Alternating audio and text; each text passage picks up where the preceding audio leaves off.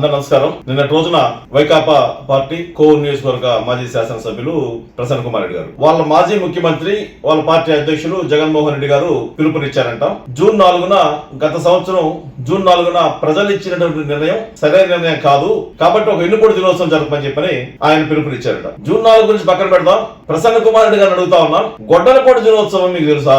గత ప్రభుత్వం ఏర్పడడానికి ముందు గొడ్డలపోటుతో ప్రారంభమైనటువంటి వైకాపా ప్రభుత్వం డాక్టర్ సుధాకర్ ని నడీదులో కొట్టుకుంటూ తీసుకెళ్లి మాస్క్ అడిగిన పాపానికి ఆయన చావుకు కారణమైనటువంటి దళిత హత్యా దినోత్సవం వైకాపా ప్రభుత్వంలో చేయలేదా? బీసీలకు సంబంధించినటువంటి లోన్లు వేల కోట్ల రూపాయల లోన్లు దోచుకుని తాడేపల్లి ప్యాలెస్ కి పంపించి బీసీలని ఎన్నుపోటు పొడిచినటువంటి దినాలు వైకాపా ప్రభుత్వంలో లేవా?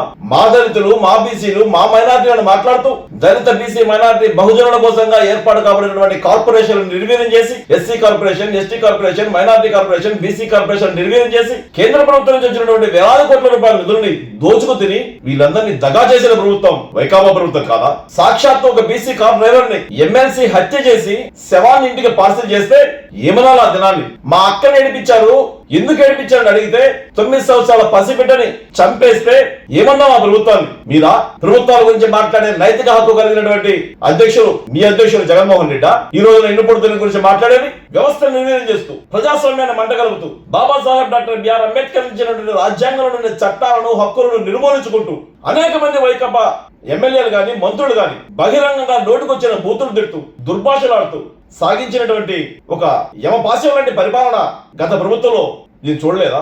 ప్రజలు చూడలేదా? ఎంతమంది తెలుగుదేశం పార్టీ నాయకులని అక్రమ కేసులు పెట్టి మాజీ మంత్రులు, మాజీ ఎమ్మెల్యేలు, మాజీ ఎంపీలను కూడా చూడకుండా నిర్దాక్షిణ్యంగా జైల్లో వేసి మీ ఇష్టం వచ్చినట్టు చేసినటువంటి విధానం ప్రజలు చూడలేదా? ఏమన్నా ఆ దినాలని అందుకోసంగానే తెలుగుదేశం ప్రభుత్వం ఏర్పాటు కావడానికి ముందు తెలుగుదేశం పార్టీ, జనసేన, భారతీయ జనతా పార్టీ కూడగట్టుకొని ఒక కూటమిలా ఏర్పడ్డాయి. ప్రజల నుంచి వెల్లువెత్తునటువంటి ఒక విప్లవం, ఆ విప్లవం లాంటి సునామీలో వైకాపా ప్రభుత్వం, వైకాపా పార్టీ కొట్టుకుపోయింది. ఆ ఫలితాలే జూన్ 4న 120కి పైబడినటువంటి స్థానాల్లో అత్యధిక మెజార్టీలో కూటమి ప్రభుత్వం గెలిచింది. అది ప్రజా విప్లవం, అది ప్రజా ప్రభుత్వం. ఆ రోజు ఏర్పాటు కాబడిన దినం ప్రజాస్వామ్య పరిరక్షణ దినం, బీసీ, ఎస్సీ, ఎస్టీ, మైనార్టీల హక్కులు కాపాడబడిన దినం, రాజ్యాంగానికి విలువిచ్చినటువంటి దినం. వెరసి జూన్ 4న గత ప్రభుత్వంలో, గత నెలలో, గత సంవత్సరంలో ఏర్పడినటువంటి జూన్ 4న ఏర్పాటు కాబడిన ప్రభుత్వం ప్రజాస్వామ్య పరిరక్షణ దినంగా మేము భావిస్తాం. ప్రజల హక్కులు సంరక్షించబడిన దినంగా భావిస్తాం.